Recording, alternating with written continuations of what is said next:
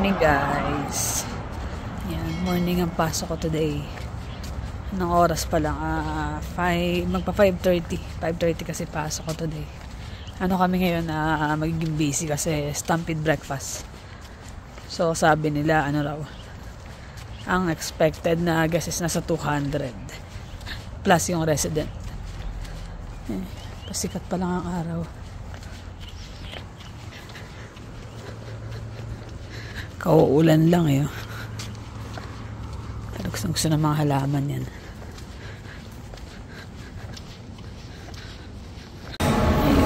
Cooking na yung sausage, yung bacon tapos na pancake ginagawa. Tapos scramble. Yung scramble gagawin ko sa rational para mabilis. Ayan na yung setup. Kulimlim pa, mukhang maulan. Wag naman sana. Ayun na, nagdadatingan na yung tao. Kahit kulimlim. Ayan, successful naman yung Stampede breakfast namin. So, nagkakain na yung mga staff. Pagod kasi, ang bilis ng ikot. Saglit lang, ubos ka agad. Kaya may naka-walk ito kami kanina para mas mabilis. Ayan, kumakain na ako ng bago mag-start ang lunch ulit. So, nag-clear up na kami. Waiting na lang ng mga shaking dishes. O yan, upo muna ako rito. Pahinga muna saglit. Sobrang busy. Pagod eh. Pero nakakatawa naman. Yung maganda yung naging kinalabasan ng Stampede breakfast. Organized. Walang, kumbaga yung pagkain, yung flow, sakto. Oo. Break time kasi. Mga magti-TikTok. Mga TikTokers yan eh. Ayoko, hindi ako matyaga sa ganyan. Hindi ako sasali. Sila lang. Mamaya ligpitan. May mga tao pa eh. May mga tao pa.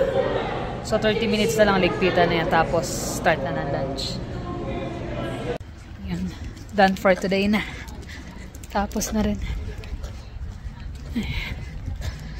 Busy. Pati lunch namin busy. Pero sulit naman. Sulit. Kasi happy sila. Tsaka ang daming guys, nakakatuwa eh. Kaya talagang hindi na ako nakaikot doon. Kasi ang daming ginagawa sa kusina. 1:30 na. Pag uwi, ang kaganda pagka morning naman. Ang haba pa ng oras ko sa hapon. Pag inanto kami ni Habi, makakaidli pa kahit isang oras. Tapos makakaluto na ako ng hapunan ng maaga. Ayun. Yung nito yung ubi gusto ko. May ubi ba binili? Ayun, dalawa ata. Yung dalawa na yung magkatabi. Isa kang dalawa sa inyo kahapon. Ayan, katatapos lang namin maghapunan. Bumili si Jonas ng Nag-stampede sila Jonas, Kagabi nag-stampede si Jonas, si Jermaine. Tsaka yung mga kaibigan. Grand Prairie. Mga Grand Prairie na tropa niya. Tapos kanina. Daming tao, no? Sobrang dami. Sa concert. Nanood ko sila ng concert doon sa Stampede. Kaya kanina. Toliver ba? Toliver? Sabi. Don Toliver. Yung rapper. Tapos ngayon, bumalik ulit sila Jonas. Kasama sila. Yung mga kaibigan niya dito natulog kagabi. Yan ang asahol ni Jonas.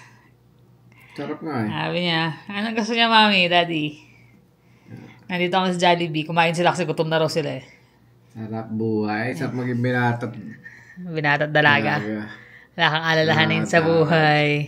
Tapos yung hindi naman lahat, depende. Kaya lang kasi Jonas, wala naman siya mga masyadong bills, di ba? Kaya Jollibee. Alam niyo ba itong Jollibee na to since ano pa to? Bata pa talaga ako. Na-survey pa kami ni mami niyan, sa Sunday kung matamis.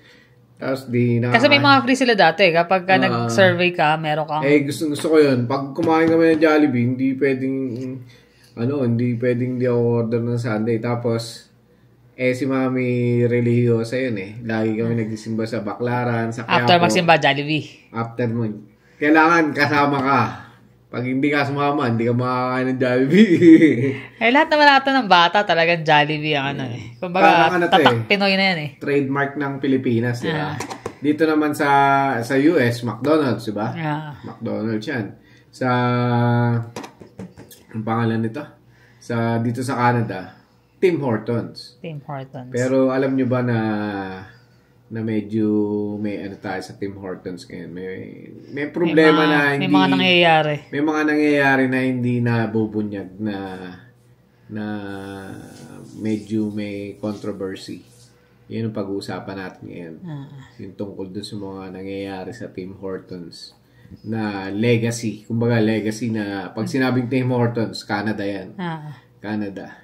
Nagbabago na daw. Na unti-unti na nagbabago. So mayroon kaming actually may napanood kami na vlog na tungkol din doon. Tapos mayroon din recently may nangyayari din dito. May mga video din kami nakita ng mga na nangyayari sa Tim Hortons na medyo off pag napanood nyo kasi alam niyo naman na. Timmy's used to be different. If a pot of Tim Hortons coffee can't be served in 20 minutes, it can't be served at all. At Tim Hortons, always fresh means always fresh. I didn't want any of that wonderful coffee to go to waste. Not many people will say the quiet part out loud, but I will today. The wholesome Canadian coffee shop has been on a steady decline. But over the last 5 years, it's been on a total collapse. Why is it? What changed? Is it a mystery? We all know what it really is, though. And I'm sure that 50% of my audience, after getting your order from the drive-thru, quietly says something either to yourself or to the person in the car with you about the service you received, or lack thereof. Okay, let's just rip off the Band-Aid. Tim Hortons is filled with a bunch of foreign people who lack basic hygiene, customer service, and the ability to understand English. Comment below how many times you have to repeat yourself when placing your order. And much of the time, they still get it wrong. I said I want a large triple. Sorry, you want medium French vanilla? My son ordered a farmer's wrap with extra chipotle one day, and when he opened it, after we drove away, there was extra cream cheese on the wrap. What the hell, man? How does putting cream cheese on a breakfast wrap make any sense? How does it make sense that when I go to a drive-thru in Canada, the people taking my order can't understand what I'm saying? I'm over-enunciating my order because, for some reason, I'm a foreign person in my own country. I intentionally make myself sound like a robot sometimes now. Yes, can I have a large triple? Sorry? Man, I've been so close to snapping at the drive-thru when I'm in a rush to get to work. How many times have you felt like this guy? An angry outburst at a Tim Hortons drive-thru over the weekend is now the subject of a police investigation, and it was all caught on camera. Extra large, Galit ko siya. Hindi na maintindihan. Figure that out. The driver of the black pickup truck continues shouting at the Tim Hortons employee before being handed a beverage. He then maneuvers around a person standing in front of his vehicle before driving off. Police have confirmed they are aware of what happened and they're looking into. Don't get me started on the bugs. This thing called out of my Tim Hortons sausage farmer's wrap. Takot, may uod. Kaya ako sa atin yung katakot-takot ang demanda na abutin yan. What about this woman who had a damn cockroach? So, tapos ayaw pa siyang i-refund. Iced coffee, we just sell the iced coffee. Hindi raw nila control dyan. Sometimes it comes in the iced coffee packet also. It happens. Hindi talaga eh. Oh, like from Tim Hortons? We don't have any control on the pest, right? That if it goes over there right now. They don't control the cockroach, you know? We do like have the pest control over here, but we don't have control. Pest control, we don't have control. Tapos ayaw siya i-refund. How many So it's I funded $2.30 like for one, right? So it's 40 cents more. I'll give you 80 cents cash. And then the nerve of the customer service worker to basically deny giving her a refund. Oh, you know, sometimes they have bugs in them. There's a certain one. It's like, what? Why is it acceptable? Like, Yan. Yun. Ayan. Yun ang isang issue. Isang malaking issue yan dito. Pero parang hindi na napapansin. Kaya lang, sudden decline daw ng market ng Tim Hortons. Bumabagsak na yung niya. Yung bukod sa bumabagsak yung quality, syempre, apektado yung sales nun. Ang dami na nagbo-boycott, gaya nung issue nung hepatitis na kumakalat. Hepatitis A. Tapos yun nga yung mga bugs na yan. Tapos yung mga cockroach, mga kung ano yung isa umorder daw ng Timbits Bakit lasang celery yung Timbits? Ano, yung mga bag ng alak di ba? Tapos ultimo yung ice cup nila. Ay, ice latte. May cockroach. Ang katwiran is nasa ano daw yun? Hindi raw controlled nila. Dahil dumarating na sa pagkalalagyan. Hindi talaga Dahil dapat nga mas quality control doon sa mismong pinanggagalingan yun Ayun ang... Kasi pag naglagay ka, makikita mo na yung ano di ba? Ibig sabihin, hindi chinecheck. Basta ito, bigay. Baka mamaya mga lalagyan ng mismo may mga cockroach, di ba? May actually yung ano na yan, yung pinapanood ko. Meron pa kami sa napanood na nagbablog din na nag-comment sila kasi ang issue naman yung mga immigrants naman, di ba? Parang mga immigrants dumadami na tapos nagte-take control. Pero meron certain lahi na mas dinodominate nila yung mga food industry tsaka yung mga industry ng mga kabataan. Baka dati nag-issue na nga yung hindi makakuha yung mga bata. Ngayon, kabataan trabaho dahil nga nakakuha na ng certain na lahi na yun yung mga trabaho. Kaso nga pagka mostly sa sila napupunta yung mga fast food. Kaso bumababa yung quality ng pagkain. Kaya nga. Meron nga doon naggawa ng potato salad. Ay, potato salad Minix by hand. Walang gloves. Tapos tinikman. Sabay hinalo uli. Siguro dahil nakasanayan na sa bansa nila na ganun. Kinakamay. Pero syempre, pagdating mo rito, kailangan mag-adapt ka kung ano yung proper hygiene ng di ba? Medyo meron din kami mga nakasama na doon sa small town na Indians, pero nakapag-adapt naman sila, di ba? Nakapag-adapt kasi ilan lang din naman sila, majority Filipino. Majority Filipino, so sinisita sila nung nag-start sila. Kaya nakapag-adapt sila doon sa way na paano namin yung i-handle yung mga pagkain. Kasi kahit ako, hindi naman ako cook by profession or kahit anong related. Nagtrabaho ako sa Jollibee nung college pa ako, pero yun lang. Aside from that, na-train niya ako. Tapos yung mga... dapat gloves. Kung ano man. Actually, food safe. Sa kusina, not necessarily na kailangan mo ng gloves. Pero kung maghahalo ka gano'n, ng mga ready to eat na pagkain, kailangan naka-gloves. Hindi, naka-gloves ako pag gumagawa ako ng mga sandwiches. Kaya ready to eat, kailangan naka-gloves ka talaga. Pero pag naggaya namin, ako, cook, nagluluto, hindi namin kailangan lagi naka-gloves. Kasi yung gloves, minsan nagkakaroon pa na yan kapag hindi napalitan. Kung gusto mo mag-gloves, pag isang gamit mo, tapon, tuloy bago. Pero kami talaga, hand wash. Kaya ngayong kamay ko, ganyan na siya katuyo. Kasi parang kada hawak mo ng something, hawak ka ng susunod, kailangan maghugas ka in between. Kung kakamayin mo. Pero ako kasi nung gumagawa ko mga pack lunch ng mga trabador doon sa naka-gloves ka nun. Nag-gloves ako. Kasi yun lang yung talagang gagawin mo ready to kakainin nila kagad nila yun. So, pero siya, hindi nag-gloves Yung kasama natin doon. Ay, natuto rin naman siya later.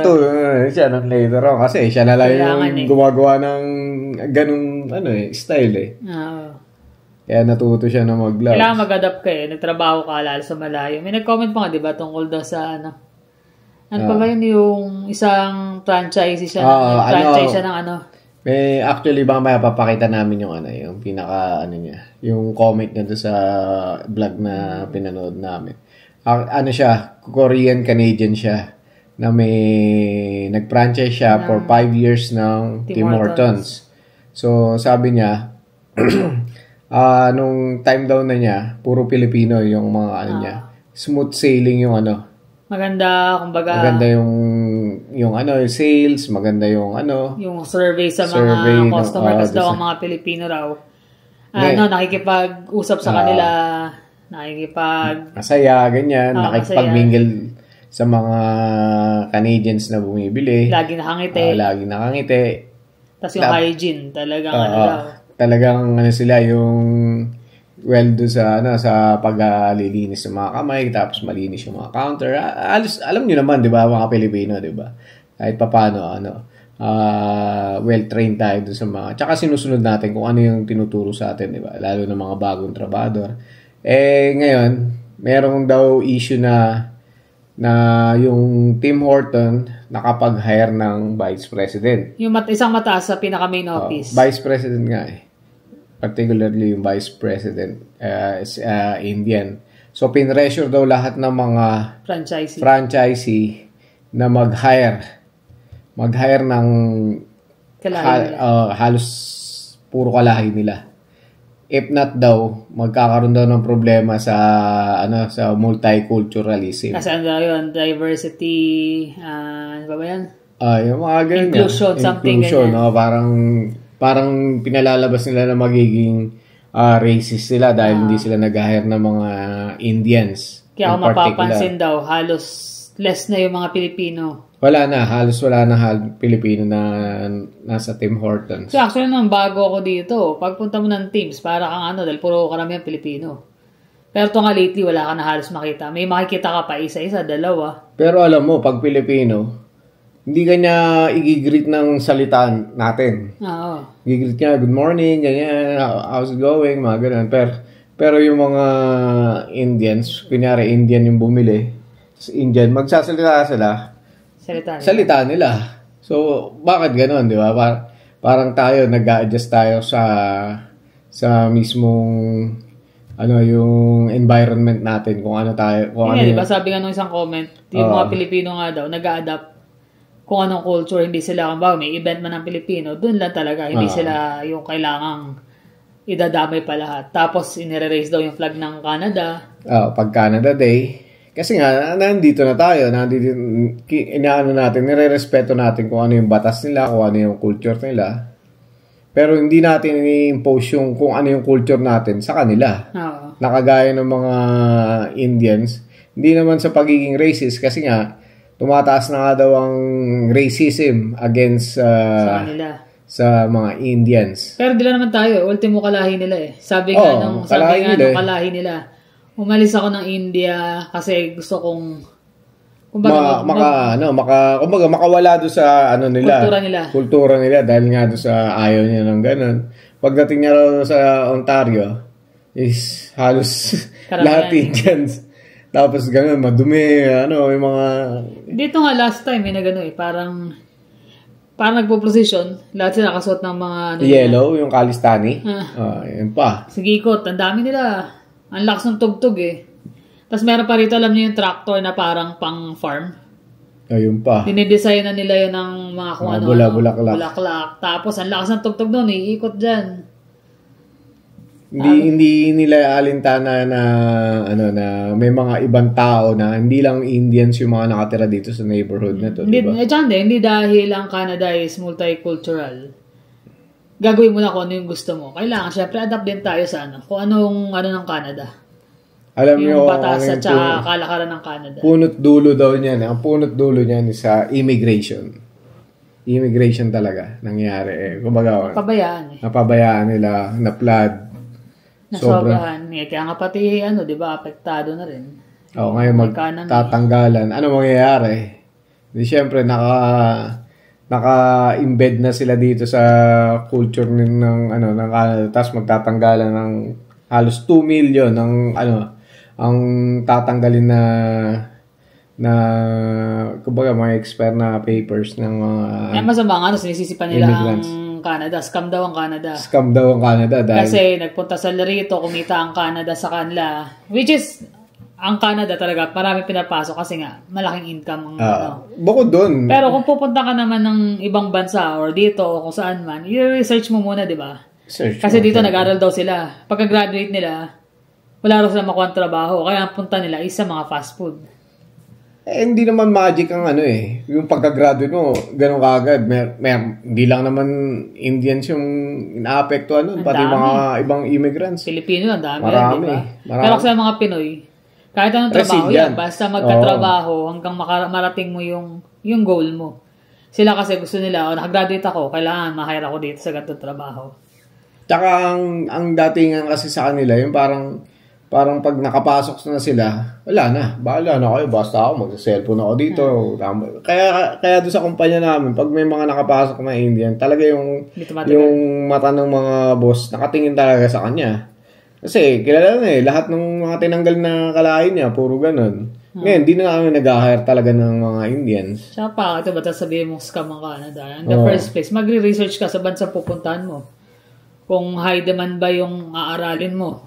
Aaralin mo. Syempre, pag nag-click ka ngayon ng YouTube about dito sa Canada, ang dami na lumalabas eh. Hindi naman pwedeng gawa-gawa lang yun. Mostly yun, mga talagang true experience. Nandito na na-experience yung mga yun. Pero hindi mo pwedeng sabihin na na-scam ka dahil pumunta ka ng Canada. Hindi mo ba pwedeng sabihin na bless ka, nagkaroon ka ng pagkakataon. Ngayon, yung pagkakataon na yun, gamitin mo. Nandito ka, magsipag ka. Gamitin mo na nandito ka. Kailangan mag-strive ka ng mas more para makamit mo yung goals mo. Pag nakuha mo yung goals mo, kung ano yung next goal mo, i-set mo. Hindi yung makarating ako ron, pagtapos ito, dapat ganito. Hindi. Walang madalian eh. Lahat ng daan na babaybayin natin, ano yan? May lubak, mayroong patag. Ganun talaga may paliko-liko. Kailangan tayo ang mag-ano nung tatahakin nating landas. Tsaka one more thing, bakit kailangan mong pumunta sa bansa ng Canada? It means na mas maganda yung kinabukasan mo dito kung sakali, di ba? No. Tapos sasabihin mo na scam ka. Kung na-disappoint ka man at hindi mo nakuha yung gusto mo. Ikaw yung may kasalanan nun. Or meron ka namang option, gusto mo lumipat ka ng iba pang bansa. Or bumalik ka sa bansa mo. Kumbaga, hindi naman sa'yo ipipilit na dito ka sa Canada, dumating ka rito, dito ka magstay. Hindi, may option ka naman na bumalik sa bansa mo. Meron din kasi mga kategory ang mga Indians kasi yung isang nag-explain na Indian. Sabi niya, rin kami eh. Meron kasi mahiyaman na Indian, may mahihirap. Ngayon, yung mga mahihirap na yun, kadalasan, sila yung nagpupursige na makapunta rito sa Canada. Pag nakapunta sila rito, imbis na mag-aaral sila, magtatrabaho na lang. Ano mangyayari doon sa mga grades nila?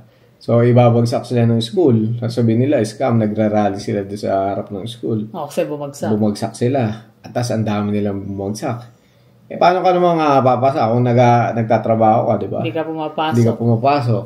Unahin mo yung pagtatrabaho mo. Hindi naman yun yung priority mo. One more thing. Na pagpasok mo pa lang sa Canada, dapat meron kang appropriate na pera para pantusto sa pag-aaral mo. Para makapag-focus ka sa pag-aaral. Tapos hindi naman masama na meron naman talagang oras na para mag-aaral. Pero may certain time lang. Hindi yung buong oras mo gagamitin mo sa pagtatrabaho. Kumbaga, i-balance mo yung school. Priority ang school. May trabaho ka man, parang mo lang yun, pandagdag sa gastusin. Yun yung nagiging Pero dapat may baon ka talaga kasi mahihirapan ka talaga pag wala kang backup. Yun yung nagiging dahilan, kagaya niyan, yung mga retail natin na kagaya yung Tim Hortons. Pumapangit yung image niya sa mga tao dito. Kagaya namin, talagang hindi na kami bumibili doon hanggat maaari, di ba? Hindi na. Kasi nakikita namin yung mga kahit nga yung si Rob, yung kasama ko ng pintor, araw-araw yun, kumakain yun sa Tim Hortons kasi malapit lang kami. Ever since na niloko siya doon sa resibo, niloko siya eh. Hindi na siya kumain.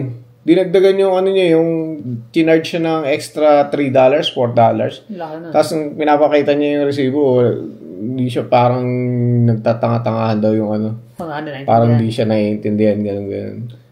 Ay, nako. Madadala talaga ang customer pag gano'n.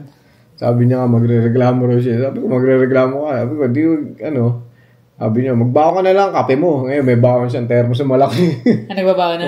Lakas kasi magkape nun. Usually, mga puti talaga may sa kape. Parang dililipas ang isang araw na hindi siya nakakailang tasa. Dati rin, lakas din natin magkape. Naging acidic na sigmura ako eh. Kakakape. Ngayon, once, twice a day na lang. Minsan nga, once lang talaga.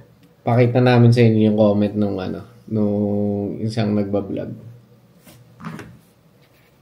People who actually have something to add to the conversation. This one says, I am a Korean-Canadian immigrant and a former Tim Hortons franchise owner. I ran my store until about 5 years ago. In the past, it was common to see Filipino immigrants working at Tim Hortons locations. However, ever since Indian VP was appointed at the corporate level, there has been a sudden shift in where many Tim Hortons employees have been replaced by Indian workers. In addition, franchise owners like myself have experienced direct pressure from the head office to increase the number of Indian employees under the name of DEI, Diversity, Equity, and Inclusion Initiatives. I believe this issue needs to be brought to public attention. I really appreciate this comment. It's actually nice to directly contradict anybody who's been calling me racist. And I've actually seen a number of people from Indian descent who are commenting and fully agreeing with me. So thank you very much for your comment. It's much appreciated. This one says, it's not just Tim Hortons, it's Canada as a whole. I've seen a lot of that too. It's not just Tim Hortons that I'm picking on. You can go into pretty much any restaurant in the entire country and you'll see the same thing. Even like Walmart, grocery stores. It's becoming an undeniable pattern that you're seeing across Canada. And these people are being accused when the Philippines showed up. Believe it or not, there is in fact different cultures and we are not all the same. I completely agree with this point. The Filipino immigrants who come to Canada are the best at integrating into the Canadian societal norms. They celebrate Canada Day, they fly Canadian flags. I feel like their values very much align with those in Canada. And my wife has even commented that she used to love going to Tim Hortons because there were a lot of Filipino workers there and they always greeted you with a smile, they were talking to you, they were fun, they were friendly. It's not just a mass immigration issue, it is more a targeted cultural issue. Cultural norms that align with Canada have a much easier chance of integrating naturally into Canadian society. So, you're spot on with that comment. And this... Ayan, nakita nyo naman yung ano niya, yung comment nung mga nagko-comment doon sa vlog niya. Parang sobrang nakaka-proud na marinig yun sa mga ibang Canadians na iba talaga pagdating ang Pilipino. True, yung parang pagpasok mo sa Canada, yung culture na-adapt natin yung culture. Inline nga daw sa culture ng Canadian ng mga Pilipino. Which is, kung tutusin, pare-pareho tayong Asian ng mga bansa dahil India, itong Pilipinas, China, di ba? Siyempre, mga immigrants dito. Pero Pilipino talaga, number one sa mga ganun, yung mga pagpasok yung salita na lang salita na lang. So, mabilis maka-adapt ang mga Pilipino. Yung way ng pamumuhay. Tapos yung pag-uugali ng mga bansang tinirahan nila. Kumbaga, na-adapt din nila. Kaya mas gusto nila talaga pag Pilipino. Ngayon, wala. Kukunti nila talaga Pinoy sa sa mga industry na yan, Ewan ko lang sa ibang province. Pero kasi dito sa Calgary, parang mas lamang na yung ibang lahi. Napapansin lang namin, pero syempre, hindi pa rin natin masasurvey talaga ng as a whole yan, pero ganun yung nakikita namin dito Hindi doon, pagdating mo, wala kang conversation, order mo, ganyan, tapos na. Hindi kagaya ng mga Pilipino, good morning. Tapos minsan pahirapan nga rin maintindihan, minsan iba rin pagkakaunawa nila. Hindi mo kami magagaling mag-English, pero kahit pa paano naman, naiintindihan naman. Kaya, so yun. At least nabigyan namin kayo ng magandang insight tungkol dyan sa nangyayari sa ating mga, kumbaga, hindi napapag-usapan ng malaki. Hindi nababalita, hindi nakakalungkot lang talaga kasi nga, Tim Hortons talaga, pag sinarap mo yan. Actually, meron yung Tim Hortons sa Pilipinas. Nakasama pa namin sa isang vlog namin nung umuwi kami. Ang ganda talaga, no? Ang ganda ng loob Ibang-iba talaga Social Dito, simple lang Simple lang, pero gustong-gusto ng mga tao. Kasi nga, coffee fresh, ganyan, yung mga donut. Ngayon, makita mo, donut talagang kundi ubod ng tigas, Tsaka dati talaga yung Tim Hortons sa donut talagang regular. Kasi Jonas, di ba, nag-work din siya ng Tim Hortons before. Nag-work sila. Yun ang unang trabaho ni John. Ay, hindi naman una kasi sa small town, nag-part-time siya Pero dito sa Calgary, yun yung talagang... Tagal niya rin doon, Doon talaga siya trabaho. Tapos hanggang sa cashier siya, napunta siya sa as baker. Talaga may oras sila. Pag kailangan na palitan, bake siya ng bago. Hindi kasi bisor yata nila Pilipino rin. Puro Pilipino sila talaga nung 2017, 18, ganun 2018. Ang tagal niya rin doon. Parang 2 years. 2 years. 2 years siya ron. Pero siya ron, parang 3 times a week lang kasi nga student nag-aaral. Pero makikita mo talagang fresh yung mga donut. Naglalakad pa tayo from apartment doon, di ba? Magmimerienda. Sarap talaga. Puro pati coffee nila. Tsaka laging puno yung Hindi nauubusan ng Ngayon yung display. Pagpasok mo, halos wala ang laman eh. Parang bukas pa ba to? Parang ganun eh. Ay, meron ka lalo pagdating ng hapon. Parang pailan-ilan na lang. Yung ibang flavor, wala na. Ay, wala. Sira naman yung pag nasira yung pangalan niya, nagsara, maraming wawala ng trabaho ang kalahin nila, di ba? Tsaka din, kapag yan, ang hirap na silang i-hire sa ibang. Unti-unti na kasi, yun yung epekto eh. Kasi nagkakaroon ng yung mga employer na, pag Indian, kagaya sa trabaho, sa namin, as much as possible, ayaw na nila mag-hire ng mga Indians talaga. Dahil sa dami, ilan yung napatunayan na nanloloko, ganyan. Ay, So, yun lang naman guys. Maraming salamat sa iyo pakikinig. Kami busog na busog pa dito sa pasalubong ni Jonas. Tsaka yung breakfast niya. Special breakfast. BC. Kami rin nag-stampede din kanina. Pero sila, sarap nila. Sabi ko nga sana all. Sila may pakain sa kanila yung... Kami yung pinakain. Kinakainan namin doon sa may Okotoks. Big Sky. Big Sky. Sabi niya, sarap ng ganito. Sana all. Sabi ko samantalang ako, luto-luto. Nakakain naman ako pancake. Pero that's it. Pancake. Mas gusto mo pa rin yung pancake sa Kaya, mas masarap pa nga yung pancake sa Pilipinas yung dati. Ewan ko ngayon magkano yung dati. Piso-piso. Piso-piso? Yung sa may Wala, piso-piso na yun doon. Dati nga. Doon sa may mga palengke, di ba? Naalala niyo yung dilaw na pancake na nasa flat grill. Tapos lulutuin. Lalagyan lang ng margarine at saka asukal. Okay na yun eh. Ito yung sana hindi magbago yung quality, hindi magkaroon ng mga issue ng mga ganun. Pero talaga, Pinas pa rin ang palakad nila, kaya maganda. Maganda. So, yun. So, yun lang naman guys. Maraming salamat ulit sa inyong panonood. Jollibee, baka naman. Ingat kayo lagi. See you in the next vlog. Bye.